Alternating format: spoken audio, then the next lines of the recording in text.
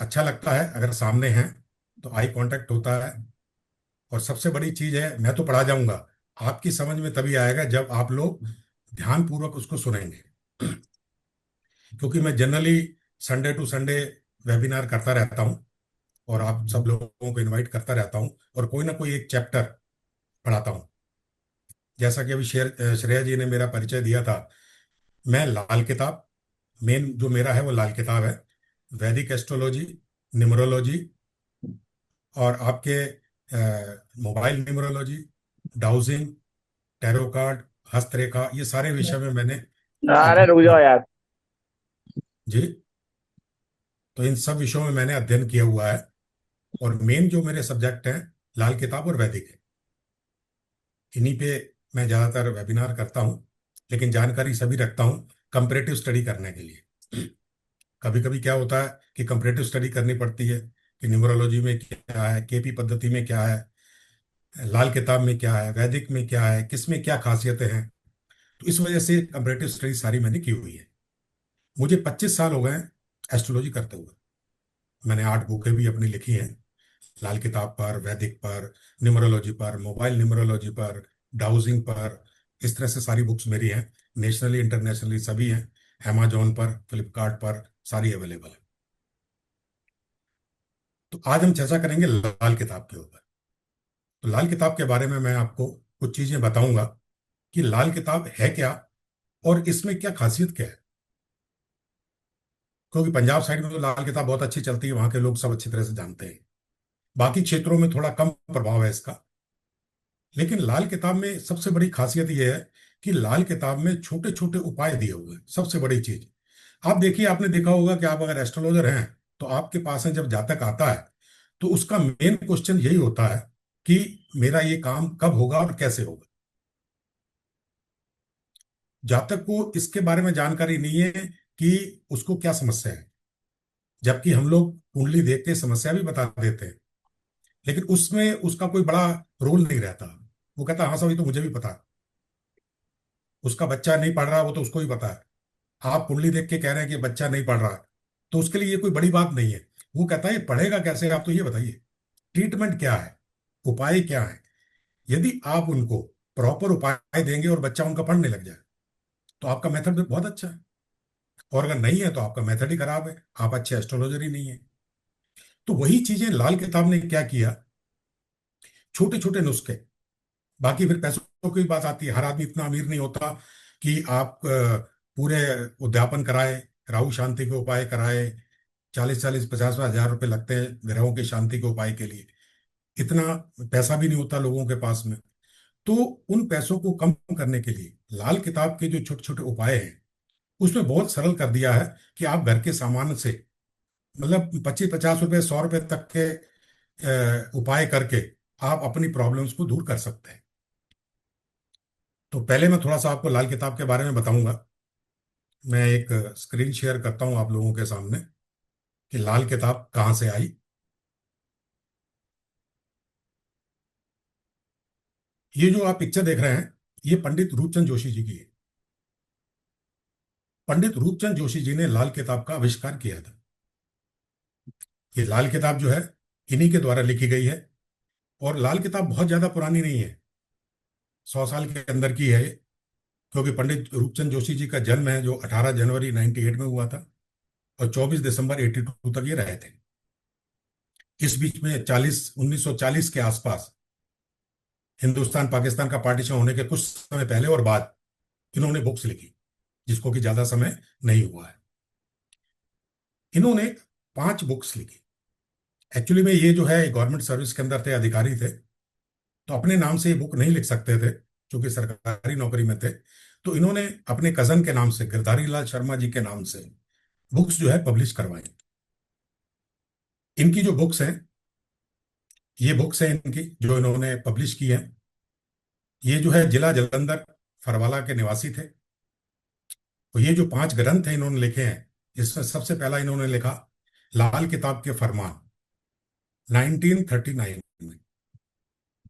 उसके बाद दूसरा लिखा लाल किताब के अरमान, 1940 में। फिर इन्होंने लिखा लाल किताब तीसरा हिस्सा, 1941 में, जिसे गुटका कहा जाता है। गुटका मतलब छोटी सी बुक होती है, जैसे आजकल छोटी डिक्शनरी आती है इंग्लिश की, आदमी पॉकेट में डाल लेता है, उसको गुटका कहते हैं।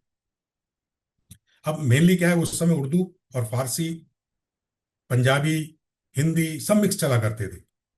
तो इस वजह से ज्यादातर उर्दू और पंजाबी भाषा का उपयोग किया गया उसके अंदर, कुछ फारसी शब्द भी हैं। फिर इन्होंने लिखी लाल किताब तरमीम शुदा 1942 में।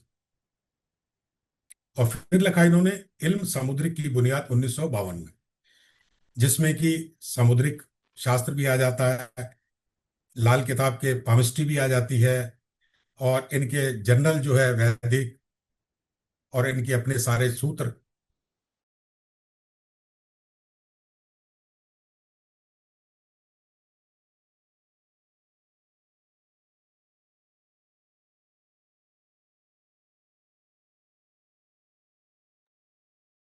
आवाज आ रही मेरी क्लियर? थम्सअप कर दीजिए, थम्सअप चैट बॉक्स में यस लिख दीजिए। Thank you. सर ऑडिबल है, हाँ जी। जी जी। तो ये 5 ग्रंथ रूपचंद जोशी जी ने लिखा, जिसको कि लाल किताब नाम दिया गया। अब लाल किताब नाम क्यों दिया गया, सवाल यहां भी आता है। आपने देखा होगा पहले जो बही खाते हमारे चलते थे, जिसमें अकाउंट पूरा लिखा जाता था, उसकी जिलद का कवर जो है लाल रंग का होता है।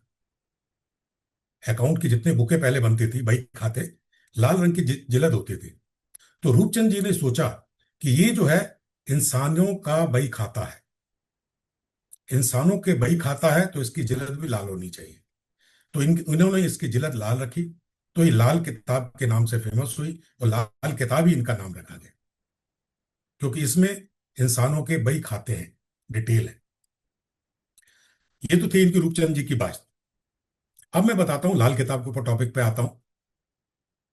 लाल किताब जो है, इसका जो कुंडली का निर्माण है एक अलग किस्म का है, ये वैदिक से मैच नहीं खाती है। वैदिक की कुंडली अलग बनती है, लाल किताब की कुंडली जो है वो अलग बनती है। तो मैं आपको सबसे पहले बताने वाला हूं कि लाल किताब की कुंडली बनती कैसे है। ये देखिए, ये जो है वैदिक की कुंडली है एक जातक की, जो हम लोग सॉफ्टवेयर से निकालते हैं, जिसमें वृश्चिक लग्न है, शनि बैठा हुआ है, मीन लग्न मीन में आपका राहु बैठा हुआ है। इस तरह से ये सारे ग्रह बैठे हुए हैं, और ये वृश्चिक लग्न से स्टार्ट है। लेकिन रूपचंद जोशी जी ने इसको थोड़ा सा परिवर्तन कर दिया। उन्होंने क्या किया, लग्न में 1 नंबर रखा, जिससे कि वैदिक में काल पुरुष की कुंडली भी कहते हैं। तो लग्न के अंदर मेष, और ये फिक्स कर दिया, जबकि वैदिक के अंदर फिक्स नहीं है। लग्न की राशियां अलग अलग आती हैं हर किसी व्यक्ति की, लेकिन लाल किताब ने बिल्कुल फिक्स किया कि मेष लग्न पहले घर में ही होगी, लग्न के अंदर होगी। फिर 2 3 4 5 6 7 8 9 10 11 12 ऐसे ही सीक्वेंस चलेगी।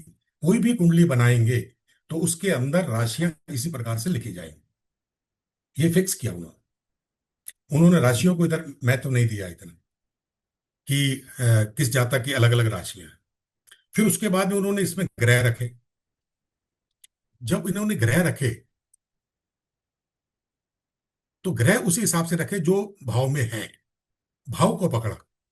अब देखिए, जैसे कि लग्न के अंदर क्या बैठा है, शनि। तो शनि इन्होंने लग्न में ही रखा। वहां वृश्चिक लग्न में शनि है, लाल किताब में मेष लग्न में शनि आ गए। इसी तरह से उन्होंने सारे ग्रह रख दिए। पंचम भाव में राहु आ गया, छठे भाव में आपका गुरु आ गया, सप्तम भाव में चंद्रमा आ गया, नवम भाव में आपका बुध और शुक्र है,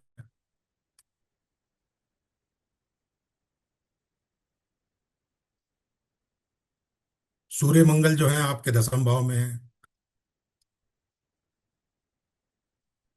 केतु 11वें भाव में। इस तरह से ग्रह जिस भाव में थे उन्हीं भावों में रहने दिए। सिर्फ बदलाव क्या हुआ, राशियों का। अब देखिए, इसमें हर ग्रह की राशि बदल गई, और इसमें भी हर ग्रह की राशि में अंतर आ गया। दोनों में राशियां अलग अलग हुई, लेकिन भाव नहीं बदले, भाव वही है। अब ये तो मैंने हाथ से बना के आपको सिखाया। ये बनी बनाई कुंडली दिखा देता हूँ, ये देखिए। ये सॉफ्टवेयर की बनी कुंडली है एज इट इज। ये लाल किताब की कुंडली है, ये लग्न कुंडली है वैदिक के हिसाब से। तो लाल किताब की कुंडली बनाने का ये तरीका है। अब लाल किताब में उन्होंने दो चीजों का महत्व पकड़ा है। अब लग्न के अंदर उन्होंने राशि तो फिक्स कर दी कि पहले लग्न के अंदर मेष राशि रहेगी, यानी कि मंगल ग्रह, मंगल रहेगा इसका स्वामी। और इसी तरह से सारे भावों का उन्होंने स्वामी फिक्स कर दिया, ये फिक्स है। और दूसरा उनका है मेन चीज, कारक ग्रह, पक्का घर। वो कहते हैं पक्का घर। पक्का घर जैसे लग्न का सूर्य है, दूसरे भाव का गुरु है, तीसरे का मंगल, चौथे भाव का चंद्रमा, पांचवें भाव का गुरु, छठवें का केतु, सातवें भाव का शुक्र, आठवें भाव का शनि, नवें भाव का गुरु, दसम भाव का शनि, 11वें भाव का गुरु और 12वें भाव का राहु। तो इस तरह से इन्होंने ये चीजें फिक्स कर दी। अब ये जो कुंडली बनी हुई आपको दिख रही है, ये एक परमानेंट कुंडली है। इनके पक्के ग्रह हैं जो वो यही रहेंगे, राशियां हैं वो यही रहेंगी, इनमें कोई बदलाव नहीं आएगा। अब तीसरी चीज, जो ग्रह इस पर बैठेगा जिस भी भाव के अंदर, वो ग्रह ये देखना है कि वो ग्रह उस भाव से मैत्री रखता है या दुश्मनी रखता है। यदि वो ग्रह इनके कारक ग्रह, इनके राशि के ग्रह से भी अगर दुश्मनी रखता है, तो वो ग्रह खराब हो जाता है। फॉर एग्जाम्पल मैं आपको बताता हूं, जैसे लग्न के अंदर सूर्य का घर, मंगल की राशि, और इसमें आके राहु बैठेंगे। यदि लग्न के अंदर राहु बैठ जाएगा तो क्या होगा? सूर्य पीड़ित हो जाएगी। मंगल का घर है, मंगल का अंगारक योग बनेगा, तो यहां पर सूर्य पीड़ित हो गए अगर राहु लग्न में आ जाएगा। तो इस तरह से कोई भी ग्रह अगर फेवरेबल ग्रह है और पक्का घर फेवरेबल ग्रह का है, तो अच्छी बात है, अच्छे फल मिलेंगे। और अगर दुश्मन ग्रह कोई बैठ गया जिनके पक्के घर और राशियां हैं, तो वो घर खराब फल देना शुरू कर देता। अब इसको मैं एक एग्जांपल से आपको बहुत सरल तरीके से समझा देता हूं। एक कॉलोनी है, उस कॉलोनी के अंदर किसी व्यक्ति ने 12 प्लॉट काटे, 12 प्लॉट बनाए, और 12 प्लॉट बनाकर उसने बेचना शुरू की। तो 12 के 12 प्लॉट जो इसमें ग्रहों के नाम लिखे हैं, इन लोगों ने खरीद लिए। लग्न वाला जो प्लॉट था सूर्य ने खरीदा, दूसरे नंबर का था जो गुरु ने खरीदा, कईयों ने दो खरीदे, कईयों ने तीन खरीदे, कईयों ने एक ही खरीदा। तो अलग अलग प्रकार से हमारे 9 के 9 ग्रहों ने 12 के 12 प्लॉट खरीद ली। अब ये जमीन किनकी हो गई? इन ग्रहों की जिनके नाम लिखे हैं। अब इनके ऊपर मकान बनाए गए, कॉलोनी के अंदर मकान बनेगा। अब इनके ऊपर जो मकान बनाए हैं, जो राशियां लिखी हैं, उनके स्वामियों ने मकान बना लिए। जैसे सूर्य के प्लॉट पर मंगल ने अपना मकान बना लिया, और मंगल के प्लॉट पर बुध ने अपना मकान बना लिया। चंद्र के प्लॉट पर चंद्र ने खुद ही बनाया। तो कईयों ने तो खुद ने बनाए, कईयों ने दूसरों ने बनाए मकान। ये चीजें तो फिक्स हो गई, प्लॉट बट गए, रजिस्ट्री हो गई, मकान बन गए, फिक्स हो गए, कॉलोनी तैयार हो गई। इसको कोई हिला नहीं सकता, जैसा कि लाल किताब कहती है। अब हिला क्या सकते हैं? अब ग्रह, ग्रह आकर रहते हैं। कोई ग्रह अपने घर में रहता है, खुद बनाया, खुद के घर में रह रहा है, या किसी का दूसरे का मकान है उसके घर में किराए से रह रहा है। तो ये चीजें हमें देखना है। अगर ये चीजें आपकी समझ में आ गई, तो कुंडली का प्रोडक्शन करना आपको बहुत सरल हो जाएगा। अब उसके बाद देखना होता है कि ग्रहों में आपस में मित्रता किसकी है और शत्रुता किसकी है। अगर कोई मित्र ग्रह बैठा है और सामने शत्रु ग्रह आगे बैठ गया, नेचुरली परेशान हो जाएंगे। जैसे कि मान लीजिए चौथा भाव है, चंद्र ने का प्लॉट है, और चंद्र ने ही अपना मकान बना लिया, और सामने कौन बैठा है, किसका मकान है? शनि का। शनि की ही जमीन है और शनि का ही मकान है। और मान लीजिए शनि आके बैठ गया, तो यहां समस्या हो गई। शनि चंद्रमा को देख रहा है, चंद्रमा शनि को देख रहा है, सामने सामने, यहां विषय योग बन गए। इस तरह से हमें सारी चीजें देखनी है कि कौन किधर बैठा है, आसपास कौन बैठा है। यह हो सकता है कि आसपास के प्लॉट भी खाली हो, कोई ग्रह नहीं आए हो, तब भी दिक्कत होती है। तो ये जो रूपचंद जोशी जी ने लाल किताब में बताया है कि ये दो चीजें तो फिक्स है आप, नंबर एक प्लॉट, नंबर दो मकान, फिक्स हो गए। अब ग्रह बैठेंगे, और कोई अपने घर में जाएगा तो कोई किराए से जाएगा। अब उनकी आपस में ट्यूनिंग क्या है। अगर कोई दुश्मन ग्रह, जैसे चौथे भाव में चंद्रमा की जमीन, चंद्रमा का मकान और राहु आके बैठ गया, तो नेचुरली है कि चंद्रमा परेशान हो जाएगा, उसको निकालना बहुत मुश्किल पड़ जाएगा। इस तरह से हम प्रेडिक्शन देते हैं ये देखकर कि वो भाव क्या कह रहा है, उसमें कौन सा ग्रह बैठा है, किसकी दृष्टि है, और क्या कर रहा है। अगर ये मैच कर जाते हैं तो अच्छी बात है, और नहीं मैच करते तो वहां फल खराब आना शुरू हो जाते। अब इन्होंने भावों के फलों के बारे में भी बताया। भावों के फल कैसे होते हैं उन्होंने अपनी भाषा में बताया। मैं उनका थोड़ा सा ब्यौरा लेके आपको मैं बताऊंगा। 12 भाव के फलादेश क्या है। रूपचंद जी कहते हैं कि किसी भी घर का फलादेश उस घर की स्थिति व उस घर के मालिक की स्थिति व उस घर में बैठे ग्रह को देखकर करते हैं। ये जो मैंने अभी आपको बताया, आप ये रूपचंद जी का लिखा हुआ है लाल किताब में, कि उस घर की स्थिति, उसके घर की मालिक की स्थिति और उसमें बैठे ग्रह की स्थिति देख लीजिए, उसका फलादेश दे दीजिए। सिंपल मेथड है। मतलब उन्होंने ज्योतिष विद्या को इतना आसान बना दिया।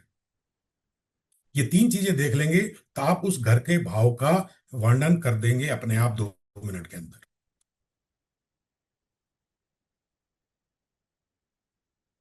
अब आ जाइए आगे। मैं कुछ घरों के बारे में बता देता हूं कि रूपचंद जोशी ने क्या लिखा है। 12 घर तो बहुत ज्यादा हो जाएंगे, कुछ कुछ चीजें मेन मेन मेन जो लाल किताब में हैं वो मैं चीजें आपको बता रहा हूं। अब लाल किताब पहले घर के बारे में क्या कहती है, ये इसी भाषा में वहां लिखा हुआ है जो मैंने यहाँ लिखा। उन्होंने कविताओं के रूप में ही पूरी लाल किताब लिखी है, इसीलिए लोगों की समझ में नहीं आती है। अब चूंकि मैं, मेरे पेरेंट्स जो हैं पाकिस्तान के रहने वाले थे, पार्टीशन के बाद हम लोग यहाँ आए तो हमें उर्दू आती थी, और पंजाबी भी है हम लोग, तो पंजाबी और उर्दू का मिक्स मेल है सारा ये, इसलिए थोड़ा अच्छा समझ में आने लगा। क्या कहते हैं पहले घर के बारे में रूपचंद जी। झगड़ा रूह और माया का, अर्थात पहला खाना आत्मा और शरीर के बारे में बताता है। यदि आपको किसी जातक की आत्मा और शरीर के बारे में पता करना है कि इसकी आत्मा कैसी है और इसका शरीर कैसा है, मतलब उसका खुद का वर्णन क्या है, लंबा है, मोटा है, छोटा है, काला है, गोरा है, किस प्रकार का है, उसका व्यवहार कैसा है, गुस्सेदार है या प्रेम करने वाला है, मिलनसार है या विरोधी है, ये सारी चीजों का पता उसकी आत्मा और शरीर के बारे में पता लगता है। उन्होंने एक लाइन में बताया, झगड़ा रूह और माया का। घर है पहला तख्त हजारी, ग्रहफल राजा कुंडली का। पहला जो घर होता है वो राजा का तख्त कहलाता है, राजा का तख्त कहलाता है, और फल जो है उसको राजा की तरह मिलते हैं। अगर पहले खाने में सूर्य बैठ जाए तो उस जातक का जो फल होगा वह बहुत अच्छा व्यक्ति होगा, उच्च पद प्राप्त होगा, दिखने में अच्छा होगा, और राजाओं की तरह उनका रहन सहन होगा, और राजाओं की तरह ही बात करेगा। ये पहले घर के बारे में रूपचंद जोशी जी ने बताया। लेकिन साथ में ये भी लिखा है, अगर लग्न खुद खाली हो गए, किस्मत साथ ना आई है। जिस जातक की कुंडली के लग्न में अंदर कोई ग्रह नहीं है, वो जातक अपनी किस्मत लेकर नहीं आया।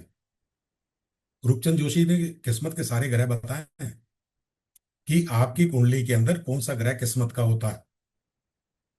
किस ग्रह से देखते हैं कि आप किस्मत लाए हैं या नहीं लाए, या आपने यहां आके बनाई है, और किसके द्वारा बनी है।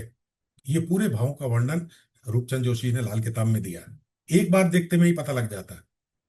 अगर देख लीजिए कुंडली के अंदर पहले घर में कोई ग्रह नहीं है, तो इसका मतलब उस जातक किस्मत लेकर नहीं आया, उसने किस्मत यही मेहनत से बनाई है, या किसी की मदद से बनाई है, या दूसरे ग्रहों की मदद से बनाई है। उसका ही पूरा वर्णन है कि कौन सा जातक किस ग्रह की मदद से अपनी किस्मत बनाता है, वो भी हम देख सकते हैं कुंडली के अंदर। दूसरा खाना,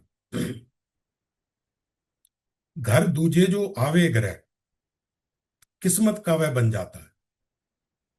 यदि दूसरे घर में बैठा ग्रह किस्मत का मालिक कहलाता है। दूसरे घर में जो भी ग्रह बैठता है वो जातक की किस्मत का मालिक होता है। और यदि कुंडली का 10वां घर खाली हो तो दूसरा घर सोया कहलाता है। मतलब ये है कि जब आदमी का कर्म स्थान ही खाली है तो धन कहां से आएगा, क्योंकि दूसरा भाव धन का होता है, किस्मत का घर होता है, बैंक बैलेंस का घर होता है, परिवार का घर होता है, कुटुंब का घर होता है। और यदि दूसरे घर के अंदर ग्रह बैठा है और 10वें घर में कोई भी ग्रह नहीं बैठा है, तो दूसरा घर का ग्रह सोया हुआ कहलाता है। रूपचंद जोशी ने सोए ग्रह पे भी बहुत वर्णन किया है कि कैसे देखेंगे कि आपकी कुंडली के अंदर ग्रह सोए हुए हैं। कभी कभी क्या होता है, हम लोग कुंडली देखते हैं, हमें दिखता है ग्रह तो बहुत अच्छा है, बहुत बढ़िया है, अच्छी डिग्री है उसका, अच्छे घर में बैठा है, कोई विरोधी नहीं है, अच्छी ग्रहों की दृष्टि है, लेकिन फिर भी फल नहीं मिल रही। तो उसका कारण है, या तो वो सोया है, या उसकी कुंडली जो है अंधी है। अंधी कुंडली के भी बताया।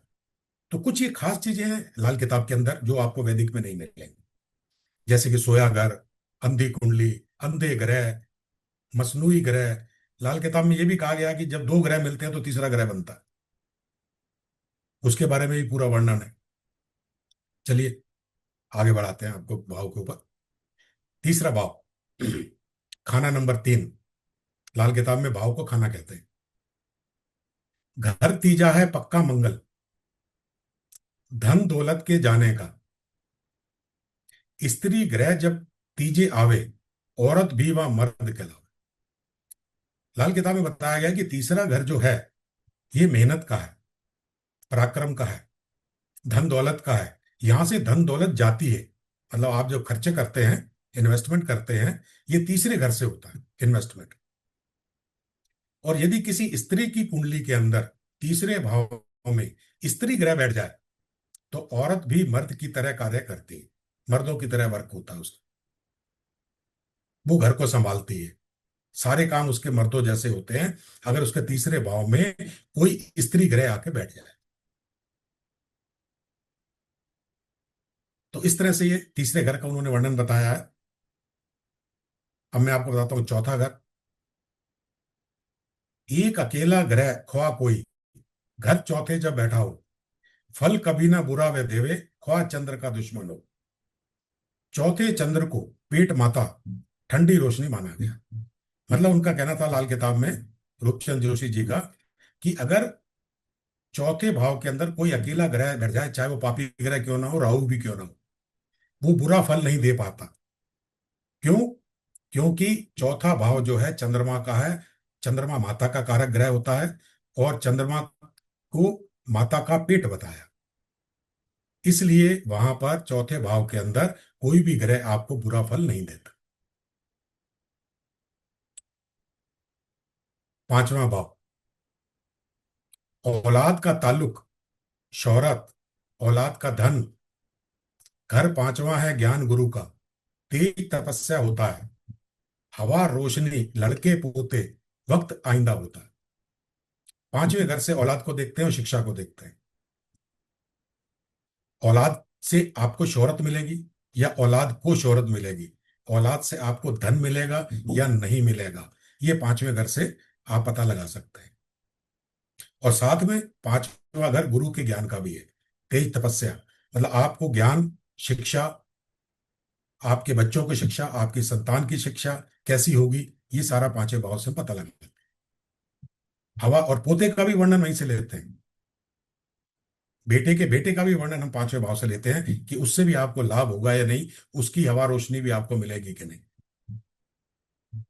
तो इस तरह से ये भावों के 12 भाव का वर्णन किया है। अब ये क्लास इतनी बड़ी नहीं है, तो इसलिए कुछ कुछ चीजें मैं आपको बता रहा हूँ। एक दो चीजें और खास बता देता हूं। इसी तरह से उन्होंने भाव का डिटेल पूरा दिया गया है। कुछ चीजें खास बता देता हूं मैं आपको। अंधे ग्रह, लाल किताब में अंधे ग्रह होते हैं। जैसे मैंने अभी बताया ना कि कोई ग्रह अच्छा है लेकिन फल नहीं मिल रहा है, तो लाल किताब कहती है वो कुछ अंधे ग्रह भी होते हैं। जब 10वें घर के अंदर, 10th हाउस में, ओनली 10th हाउस, 10वें भाव का बताया है, 10वें भाव में दो से दो अधिक दुश्मन ग्रह बैठ जाएं तो अंधी अंधी कुंडली बन जाती। आपके 10th हाउस में दो दुश्मन ग्रह बैठ जाएं उसे अंधी कुंडली कहते हैं। या अकेला चंद्रमा और सूर्य 10वें भाव में बैठे हो, अकेला चंद्रमा या अकेला सूर्य 10वें भाव में बैठ जाए तो अंधी कुंडली कहलाती है। क्यों? क्योंकि वो शनि का घर है। शनि का घर होने के कारण दो दुश्मन ग्रह जब बैठते हैं तो उनको अंधा कर देते हैं। और एग्जाम्पल के लिए आपको दिखा दूं अंधी कुंडली कि देखिए, 10वें भाव के अंदर शुक्र मंगल राहु, तीन ग्रह बैठे हैं, ये दुश्मन है।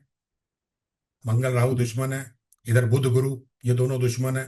तो जब ये चीजें आपको कुंडली के अंदर देखने को मिले तो समझ लीजिए जातक की अंधी कुंडली है।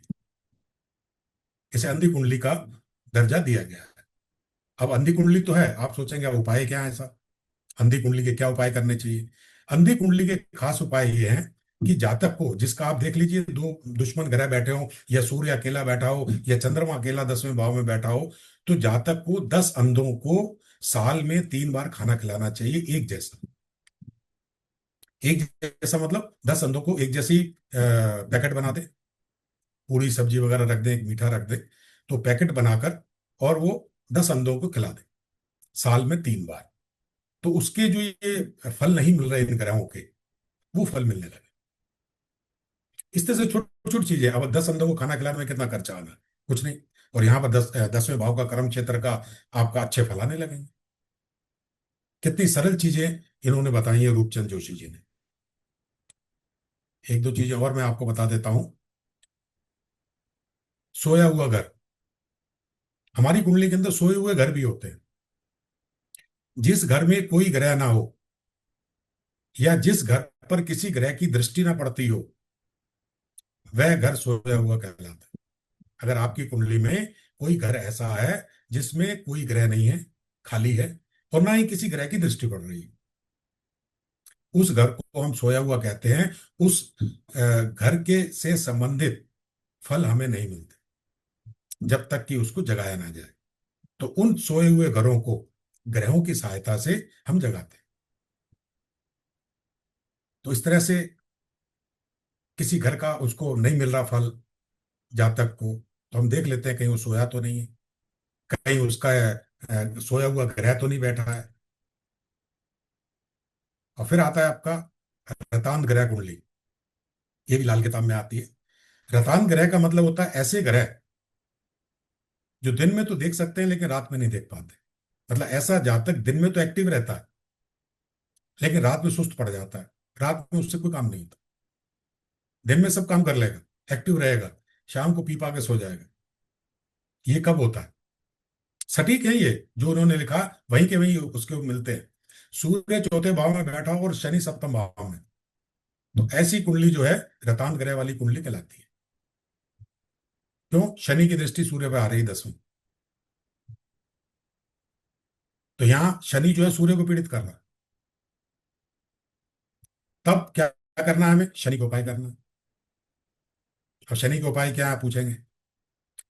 जब भी आपकी कुंडली के अंदर शनि खराब है, इसकी स्थिति, ऐसी स्थिति बनी हुई है, रतांत कुंडली है, 1.25 किलो उड़द की दाल ले, साबुत उड़द की दाल, काली वाली दाल मखानी भी बोलते हैं जिसको। 1.25 किलो उड़द की दाल, एक काला कपड़ा कॉटन का, ब्लाउज पीस ले सकते हैं, उसके अंदर आप 1.25 किलो उड़द की दाल रखिए, 2 चम्मच सरसों का तेल उसमें डालकर, और जातक से कहिए कि अपने हाथ से रब कर दे। पूरी दाल में मिक्स हो जाना चाहिए सरसों का तेल। जब पूरी दाल में सरसों का तेल मिक्स हो जाएगा, उसकी पोटली बना लीजिए कपड़े की। पोटली बनाकर सिर से 7 बार राउंड द क्लॉक घुमा दीजिए, इस तरह से, ऐसे, राइट टू लेफ्ट क्लॉकवाइज। और उस समय तुरंत निकल जाइए किसी बहती नदी में, इसको जल प्रवाह कर दीजिए, और पीछे मुड़ के ना देखें, कपड़ा खोल कर, गठान खोल दे उसकी और डाल दे। सिर्फ उड़द की दाल और कपड़ा जाना चाहिए, कंटेनर ना फेंके, जिस कंटेनर में रख के आप ले जाएंगे। तो ये जो है उपाय शनि का करें आप, तो इससे शनि अच्छा हो जाता है। तो आपकी जो रतांत कुंडली है, ये इसके जो बुरे फल आ रहे हैं, जो सूर्य पीड़ित हो रहा है, सूर्य पीड़ित नहीं हो, क्योंकि सूर्य पीड़ित होगा तो कर्म क्षेत्र को देख रहा है, आपका कर्म क्षेत्र भी खराब। इस तरह से कुंडली को कहते हैं रतांत ग्रह कुंडली। और भी आपको कुछ चीजें मैं बता देता हूं। एक ये है साथी ग्रह कुंडली। देखने में तो ऐसा लगता है कि ये दुश्मन ग्रह है। देखिए शनि पंचम भाव में बैठा है सूर्य के घर में, क्योंकि ये सूर्य का पक्का घर है शनि। शनि अगर पंचम भाव में हो और सूर्य 11वें भाव में हो, 11वां भाव किसका है? शनि का। मतलब यहां क्या हुआ, शनि के घर में सूर्य बैठ गया और सूर्य के घर में शनि बैठ गया, जबकि आपस में दुश्मन है। इनको दुश्मनी करना चाहिए। यहां पर दुश्मनी नहीं होगी, यहां पर ये मित्र हो जाएंगे, साथी हो जाएंगे एक दूसरे के। क्योंकि सूर्य कहेगा कि तू मेरे घर में उधम करेगा या पत्थर मारेगा तो मैं तेरे घर में मारूंगा, तू मेरे घर में झगड़ा करेगा तो मैं तेरे घर में झगड़ा करूंगा। इसलिए दोनों एक दूसरे के घर में बैठे हुए झगड़ा नहीं करते। उसी प्रकार दूसरा उदाहरण है यहाँ, शनि चंद्रमा के घर में। ठीक है, शनि जो है चंद्रमा के घर में, और चंद्रमा जो है इधर आपके शनि के घर में, शनि का पक्का घर है ये।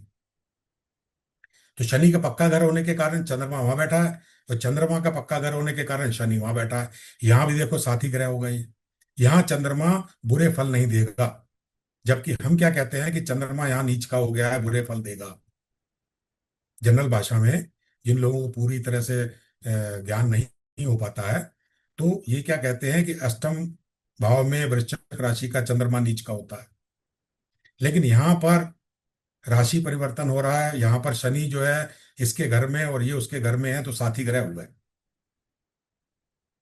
तो साथी ग्रह होने के बावजूद ये आपस में दुश्मनी नहीं करेंगे, फलों को नहीं बिगाड़ेंगे।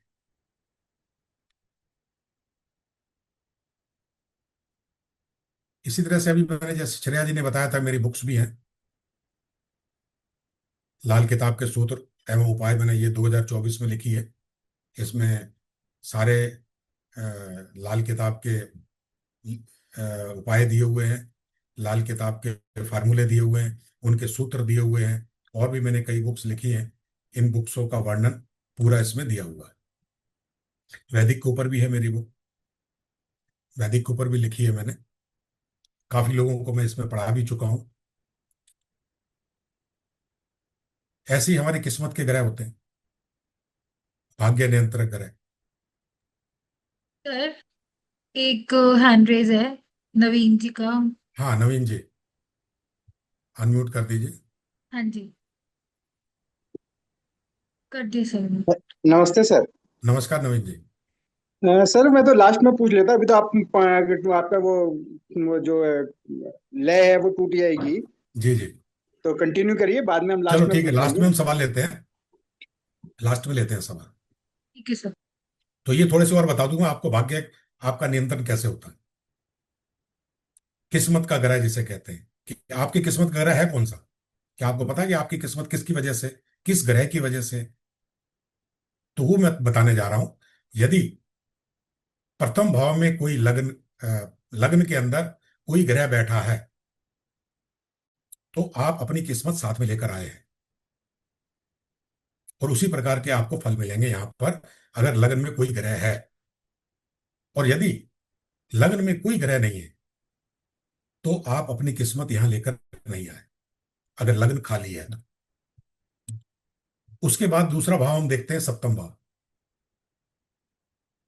यदि सप्तम भाव में कोई ग्रह है और लग्न में नहीं है, तो इसका मतलब आपका भाग्य पत्नी द्वारा उदय होगा, या पार्टनर के द्वारा, क्योंकि सप्तम भाव पार्टनर का भी है और पत्नी का भी है। तो अगर आप साथ में अपनी किस्मत नहीं लाए, तो जनरली लोग कहते हैं ना कि साहब शादी के बाद इनका भाग्य उदित हो जाएगा। तो इसी तरह से बोला जाता है। तो या तो उसका भाग्य उदय होगा जब उसकी पत्नी आएगी, या कोई पार्टनरशिप कर लेगा, वो कोई ऐसा व्यवसाय करेगा जो पार्टनर करेगा, पार्टनर द्वारा उसका भाग्य उदय हो जाएगा। तो दूसरी चीज हम क्या देखते हैं, अगर लगन में कोई ग्रह नहीं है तो सप्तम भाव, सप्तम भाव से पता लगाते हैं कि इसका भाग्य का ग्रह कौन सा है। फिर उसके बाद आते हैं हम चतुर्थ भाव। चतुर्थ भाव देखते हैं, अगर पहला घर भी खाली है और सप्तम भी खाली है, कोई ग्रह नहीं बैठा है, चतुर्थ भाव में कोई ग्रह बैठा है, तो चतुर्थ भाव में यदि कोई ग्रह बैठा है तो उसकी माता द्वारा या ननिहाल द्वारा उसका भाग्य उदय होगा। माता करेंगी या ननिहाल से होगा चतुर्थ भाव। अगर चतुर्थ में भी कोई ग्रह नहीं है, लग्न में भी नहीं है, सप्तम भाव में भी नहीं है, चतुर्थ में भी नहीं है, फिर हम देखते हैं दसम भाव। जब दसम भाव देखते हैं तो दसम भाव में अगर कोई ग्रह बैठा तो वह व्यक्ति अपने पिता द्वारा या अपने कर्म क्षेत्र के द्वारा, जॉब के द्वारा या अपने पिता के काम के द्वारा उसका भाग्य उदय हो। कई बार आपने देखा होगा बच्चे कुछ करते ही नहीं है, ना पढ़ते हैं ना लिखते हैं, बस पिताजी अपनी गद्दी पे जब वो बड़ा हो जाता है तो बैठा देते हैं। तो उसका भाग्य किससे नियंत्रित हुआ? पिता द्वारा। तो ये उनका जो है ग्रह दसम भाव का होता है, जो कि पिता द्वारा उनको भाग्य उदय मिलता है। अगर ये है रूपचंद जोशी जी ने बताया मुट्ठी के, बंद मुट्ठी के ग्रह। बंद मुट्ठी मतलब 1 4 7 10 केंद्र भाव। केंद्र भाव जो होते हैं बंद मुट्ठी के भाव कहलाते हैं, 1 4 7 10। तो बंद मुट्ठी के भाव में अगर कोई ग्रह नहीं है तो जातक को काफी दिक्कतें आती हैं। तो 1 7 4 10 इसमें ग्रह नहीं है, तो फिर आते हैं हम नौवें ग्रह पे, नवां भाव। नवें भाव में देखते हैं कोई ग्रह है क्या। जब नवें ग्रह में अगर कोई ग्रह है तो वो उसका भाग्य को नियंत्रित करेगा। मतलब ईश्वर, ईश्वर उसकी सहायता करेगा, कोई ना कोई भाग्य उसको रास्ता ऐसा देगा जिससे कि उसका भाग्य उदय हो जाए। नवें भाव में भी कोई ग्रह नहीं है मान लीजिए। अब आते हैं फिर तीसरे भाव पर। तीसरे भाव को देखेंगे, अगर नवा भाव खाली है तो उसका भाग्य उदय होगा उसके भाइयों के द्वारा। उसके भाई या बहन उसका भाग्य उदय करेंगे और अपनी मेहनत करेगा, और भाइयों के साथ मिलकर उनके द्वारा कार्य करेगा, उसका भाग्य खुलेगा। अगर उसमें भी कोई ग्रह नहीं है तो क्या करे? तो पांचवें भाव पे आ जाइए। पांचवा भाव, पांचवा भाव में अगर आपका कोई ग्रह बैठा है, भाग्य नियंत्रक ग्रह जिसे हम कहते हैं, तो जातक शिक्षा या संतान से अपना भाग्य उदय करेगा। या तो ऐसी शिक्षा करेगा, बच्चों को, कई देखा होगा आपने, छोटे बच्चे ही 15 16 साल के बच्चे ट्यूशन पढ़ाने लगते हैं दूसरे बच्चों को और पैसा कमाते हैं। या उनकी एजुकेशन इतनी अच्छी हो जाएगी, टीचर बन जाएंगे और शिक्षा देने लगेंगे। तो पांचवा भाव शिक्षा का है, तो पांचवें भाव से उनका भाग्य उदय होगा। अगर इसमें भी कोई ग्रह नहीं बैठा है तो 11वां भाव। 11वां भाव किसका है? लाभ का। तो 11वें भाव में जब सब जगहों से निराशा मिलती है तो मित्रों का भी है। तो मित्रों से उसको सहायता मिले, उसका कोई ना कोई ऐसा एक मित्र होगा जो उसको किसी काम पे लगा देगा या उसकी सहायता करेगा, उसका भाग्योदय हो जाएगा। 11वें भाव के बाद में आते हैं दूसरे भाव। दूसरे भाव में अगर कोई ग्रह बैठा है, 11वें में नहीं है और दूसरे में है, तो दूसरा भाव कुटुंब का भाव है। तो परिवार का कोई ना कोई सदस्य उसकी मदद करेगा और उसका भाग्योदय हो जाएगा परिवार द्वारा, परिवार के सदस्यों द्वारा। तो उनके परिवार वाले ही उसको लगा देंगे अपने काम में। ये था दूसरे भाव का। अब दो भाव और बचते हैं आपके लास्ट, छठा भाव और 12वां भाव। ऐसा बहुत कम होता है जो इतने भावों के अंदर ग्रह नहीं होते, तो कोई ना कोई होता ही है। मान लीजिए नहीं है और छठे भाव में सारे बैठे हैं, और 12वें भाव में केतु है या राहु है, बाकी ग्रह सारे छठे भाव में है, तो जहां तक अपनी नौकरी चाकरी से धन कमाएगा, नौकरी करेगा और उससे सहायता करेगा, या किसी बीमार व्यक्ति की सेवा करके, क्योंकि ऋण रोग शत्रु का भी है घर ये, तो ऋण देकर, अब पैसा नहीं है तो ऋण दे नहीं सकता है, तो बीमार व्यक्तियों की सेवा करके उसको पैसे का लाभ होगा और मिल जाएगा। आपने देखा होगा किसी ने किसी बीमार व्यक्ति की सेवा करी और पूरी प्रॉपर्टी उसके नाम कर जाता है। तो ये छठे भाव का 12वां भाव देते हैं, ये बहुत कम मिलता है। ये फिर ईश्वरी मालिक है उसका 12वें भाव का, उसका व्यक्ति का कुछ नहीं हो पाता, फिर वो चला ही जाता है। ये जो मैंने सूत्र बताया है इसकी एक चार्ट भी बनाया मैंने आप लोगों के लिए सरल करने के लिए। पहले ये सेंटर के देखिए आप, केंद्र भाव, केंद्र भाव देख के लग्न से सप्तम की ओर, सप्तम से चौथा, चौथे से दसवीं, ठीक है। फिर आप देखिए आपके त्रिकोण भाव, नवे से 11वां, 11वें से तीसरा, तीसरे से 11वां, नवे से तीसरा, तीसरे से पांचवां, पांचवें से 11वां। फिर लास्ट में आता है आपका तीसरे से छठा, छठे से 12वां, 12वें से 8वां। ये देखने का इसका तरीका है कि आपके किस्मत के ग्रह कौन कौन से हैं।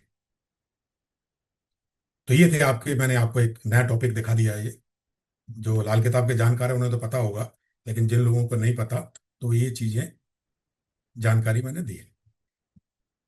तो धन्यवाद सब लोगों का आपका। श्रेया जी, आप बताइए, अब क्वेश्चन आंसर सेशन लें या पहले आप अपना बता दीजिए, फिर क्वेश्चन आंसर सेशन लेते हैं। ठीक है सर, मैं पहले बता देती हूँ।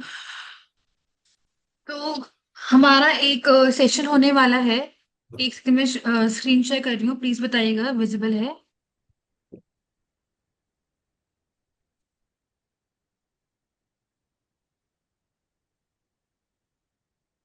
विजिबल है। जी विजिबल है, लेकिन शो कुछ नहीं हो रहा उस सर अब पर। विजिबल है। ब्लैंक है, ब्लैंक। अभी ब्लैंक आ रहा है। अब देखिए सर। मुझे तो ब्लैंक दिख रही है, और किसी से पूछ लीजिए, अभी दिख रही है कि स्क्रीन किसी को? स्क्रीन शो हो रही है मेरी। स्क्रीन शो हो रही है लेकिन ब्लैंक दिख रही है। ब्लैंक दिख रही है। एक बार एक बंद करके सेकंड। दोबारा चला लीजिए। हाँ जी, हाँ जी।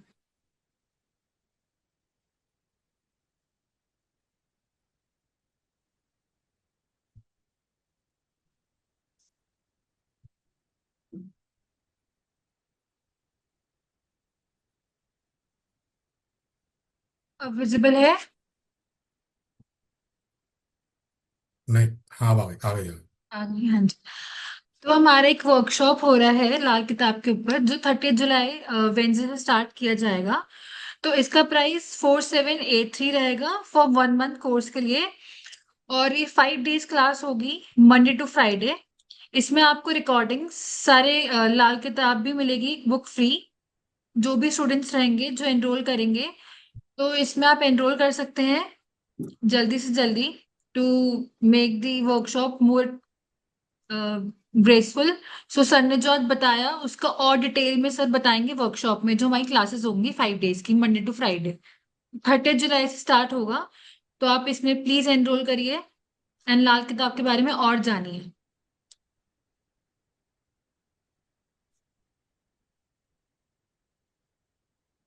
सर जी आप एक बार मुझे, बता दीजिए हाँ ये स्क्रीन कुछ बंद और कर है। दीजिए। स्क्रीन क्लोज कर दीजिए श्रेया जी। ठीक है सर। जी। तो आप लोगों को मैं थोड़ा सा इसके बारे में वर्णन कर दूं कि मैं क्लासेस करता हूं और लोगों को सिखाता भी हूँ। लाल किताब, वैदिक न्यूमरोलॉजी, मेरे बैच चलते हैं, जिसके अंदर ये आप लोगों के लिए बहुत सरल, मतलब सस्ता जिसे कह सकते हैं ना, बहुत सस्ता मैंने बनाया है। जिसके अंदर क्या मैं पढ़ाने वाला हूँ, आपको ये देख सकते हैं। 1 मंथ का कोर्स है ये। 1 मंथ में आपको ये चीजें बताने वाला हूँ। लाल किताब की कुंडली कैसे बनती है तो मैंने आज सिखाई दी आपको। पक्का घर 12 हाउस मैंने बताई दिया आपको। 12 हाउस की डिटेल, 12 राशियों को डिस्क्रिप्शन, ग्रहों की दृष्टियां और अंधे ग्रह, उनका ट्रीटमेंट, मित्र शत्रु ग्रह, उच्च नीच ग्रह, धर्मी ग्रह, धर्मी कुंडली, 35 साला चक्रा, साथी ग्रह, रतांत ग्रह, ग्रहों के टकराव, 1 8 की टक्कर कहते हैं उसको, ऋण भार, क्योंकि हम जो पिछले जन्म में ऋण अपने ऊपर चढ़ा के आए हैं, किसका, पिता का, पुत्री का, पत्नी का, ये सारे इसके अंदर आते हैं। ग्रहों की कुर्बानियां, ग्रह जो एक दूसरे की कुर्बानी भी देते हैं।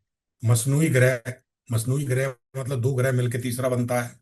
फिर वर्षफल कुंडली कैसे बनाई जाती है, उसकी डिटेल वर्षफल कुंडली की, रूल्स ऑफ ट्रीटमेंट, ट्रीटमेंट करने के नियम क्या है? जनरली क्या होता है, लोग देख के ट्रीटमेंट करने लगते हैं। जैसे मैंने बताया कि उड़द की दाल को जल प्रवाह करो, तो क्या उस जातक को और भी चीजें देखनी होती है, करना है या नहीं करना है? कई चीजों का लाल किताब कुंडली के अंदर दान नहीं किया जाता, कई चीजों का किया जाता है। यदि कोई ग्रह 6 8 12 में बैठे हैं लाल किताब के हिसाब से, छठे में, आठवें में, 12 में, उस ग्रह का दान कभी नहीं करना चाहिए जातक को। और कब करना चाहिए, उसके सारे रूल्स हैं, पूरे ट्रीटमेंट्स हैं, उन रूल्स के हिसाब से उपाय किए जाते हैं। इसलिए हमारे उपाय कई बार गलत हो जाते हैं, फल नहीं मिलते। तो ये सारे रूल पढ़ाए जाएंगे। और कुंडली की प्रोडक्शन करने के भी अपने अपने रूल्स हैं, कि कुंडली का प्रोडक्शन करना कैसा है, उसके नियम है। पहले क्या देखना, फिर क्या देखना, क्या क्या चीजें देखी जाती हैं, ये पूरा सीरियल वाइज मैं आपको पढ़ाता हूँ। फास्ट ट्रीटमेंट ऑफ लाल किताब, सबसे बेस्ट ट्रीटमेंट, मतलब जल्दी जल्दी कैसे ट्रीटमेंट कर सकते हैं जिससे जल्दी जल्दी जातक को उसका फायदा मिले। युतियों के ग्रह, उनके फल, पूरे 12 भाव में ग्रहों के फल, युति के 2 ग्रह, 3 ग्रह, 4 ग्रह, 5 ग्रह तक, 5 5 ग्रह के कॉम्बिनेशन होते हैं, उनके फल किस भाव में कैसे आएंगे, ये सारा वर्णन। और उसके बाद में प्रैक्टिस, कुंडली का प्रैक्टिस, ये सारी चीजें मैं आपको जो बताने वाला हूं। ये लाल किताब कोर्स जो है सिर्फ 4,783 रुपए का है। और जिसके अंदर आपको 1 महीना कोर्स रहेगा, मंडे टू फ्राइडे क्लासेस चलेंगी, सैटरडे संडे छुट्टी रहेगी। 30 जुलाई से स्टार्ट हो रही है, 30 अगस्त तक। और इसके अंदर आपको बोनस मिलेगा, जिसमें आपको रिकॉर्डिंग मिलेगी। पूरी रिकॉर्डिंग आप देख सकते हैं फॉर एवर के लिए, आपके पास रहेगी सारी रिकॉर्डिंग। और लाल किताब बुक जो मैंने लिखी है, ये आपको फ्री में अवेलेबल होगी हमारे स्टूडेंट्स।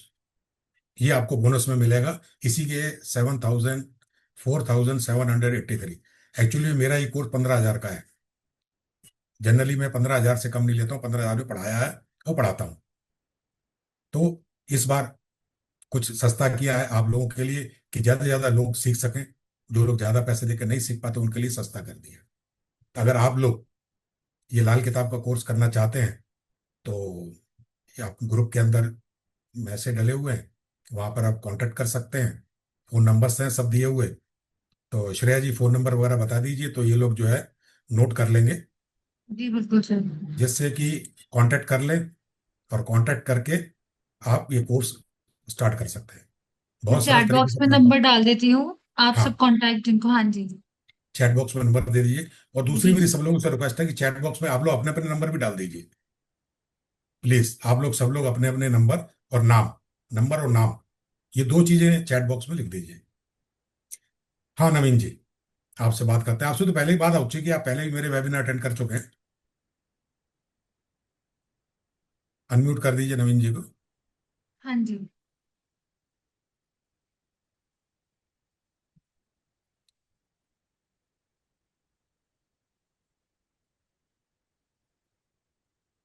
अनम्यूट नहीं हो पा रहे? नहीं, अनम्यूट नहीं हो पा रहे हैं, कुछ नवीन प्रॉब्लम जी आ आप रही है करके देखिए, कुछ। अनम्यूट हो रहा है क्या आपसे? स्टिल हो गया शायद फोटो में।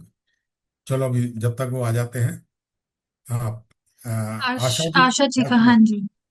आशा जी बताइए, आपका हाथ बहुत देर से खड़ा है। नमस्कार सर। नमस्कार। आप तो बहुत अटेंड कर चुके हैं हमारे प्रोग्राम। जी सर, हम इनके साथ में सीखे भी थे रतन जी के। भैया। सर जिससे भी हाँ आप जी। 7th हाउस का बता रहे थे, जी, तो ये चीज लेडीज में भी अप्लाई होगी? किस चीज का, थोड़ा दोबारा बोलिए। जैसे 7th हाउस आपने बताया कि हाँ, उसका लेडीज भाग्य लेडीज क्या, के लिए जेंट्स, वो तो पति या पत्नी, ये दोनों होता है। वो तो जेंट्स बोलता है तो वो लेडीज ही बोलता है ज्यादातर, पति या पत्नी, दोनों के लिए शादी के बाद दोनों के भाग लिए। उदय होने अगर वाले पत्नी, दोनों के लिए? हाँ, स्त्री की कुंडली है, लग्न में कोई ग्रह हाँ नहीं हाँ है, सप्तम भाव हाँ में हाँ। बैठा, तो उसका भाग्य उदय उसके पति से होगा जब वो शादी करेगी। और अच्छा पत्नी अच्छा, का है तो उसका दूसरी भाग्य चीज, उदय पत्नी से होगा। और मतलब दूसरी उस चीज जातक सर को जो, ऐसा पति मिलेगा, स्त्री है तो, हम्म। कि वो पैसे वाला ही हाँ, पैसे वाला होगा, सारा भाग्य खुल जाएगा उसका। ओके। सर दूसरी चीज जो ये अभी आपने लाल किताब दिखाई थी आपकी लिखी हुई, जी। तो उसको लेने के लिए किस नंबर पर संपर्क करना होगा? मेरी अमेजोन और फ्लिपकार्ट पे अवेलेबल है ये। आप डालेंगे, अमेजोन में? अमेजोन पे अवेलेबल है ये। आप डालेंगे okay. Books of astro Sunil Chopra, books हाँ आ जी। जाएगी, उसमें से ले सकते हैं। ओके। नहीं तो मैं ग्रुप में लिंक भी डाल दूंगा, जी तो जी। आप उस लिंक से भी मंगा सकते हैं। तो सर वो जैसे वो तो आपने अपनी सरल उसमें हिंदी में लिखी होगी ना, समझ जी में आ सरल जाएगी ना सरल, सर? जैसा मैं पढ़ा रहा हूँ, मेरे जो नोट्स हैं, आपको तो पता है मैं काफी टाइम से पढ़ा रहा हूँ। जी जी। कितने टाइम से आप जुड़ी हुई हैं? सर क्या 4 साल हो गया होगा? 4 साल से जुड़ी हैं। मैं पढ़ा रहा हूँ, और जो मेरे पढ़ाने का तरीका यही कि मेरी पीडीएफ्स हैं, उन्हीं पीडीएफ को मैंने बुक में कन्वर्ट किया है, उसी लैंग्वेज में जिस लैंग्वेज में पढ़ा रहा हूँ। सरल भाषा हो जाए, लाल किताब की क्या कठिन भाषा है, जो अभी मैंने भाव बताए उनमें वो कविताएं लिखी हुई हैं, उसका अर्थ निकालना थोड़ा मुश्किल हो जाता है, मैंने उसको बहुत सरल करके बताया। वैदिक वाली भी एक आपने लिखी है सर? हाँ, वैदिक की भी लिखी है ना, सारी मेरी वैदिक numerology, mobile numerology, Lo Shu grade, dowsing, ये सारी है। सारी अमेजोन में है? हाँ, अमेजोन में सब है, सारी बुक्स है। मैं ग्रुप में लिस्ट भी डाल दूंगा सबकी, लिंक। हाँ सर, ग्रुप में डलवा हाँ, दीजिए एक बार। ग्रुप में लिंक डाल दूंगा, तो उस लिंक से आप जो है मंगा पता सकते हैं। चल जाए कौन कौन सी बुक सर क्या है। जी जी जी जी। Thank you sir, thank you so much. Okay Asha ji. Prerna ji, Prerna Jain. हाँ जी, वीडियो चालू कीजिए और बात कीजिए। हाँ जी। हाँ प्रेरणा जी बोलिए। आवाज नहीं आ रही, म्यूट है, आप अनम्यूट कर लीजिए। अनम्यूट सबको कर दो आप तो, श्रेया जी सबको अनम्यूट कर दो, अनम्यूट ऑल कर दो।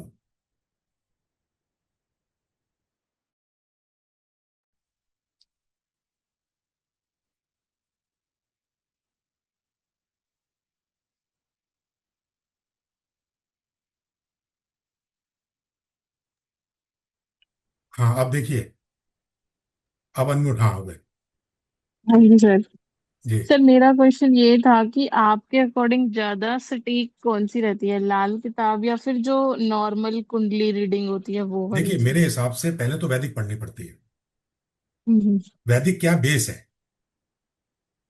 अगर बेस आपको आता है तो फिर आप कोई भी विधा सीखती चले जाइए, सब आपको आता नहीं, जाएगा। जैसे वो जो लगन कुंडली रीडिंग करते हैं हम हाँ नॉर्मल, जी हाँ, वो जी हाँ, वैदिक ही होती है? वो वैदिक होती है, वो वैदिक कुंडली होती है जो लग्न कुंडली अपनी बनती है।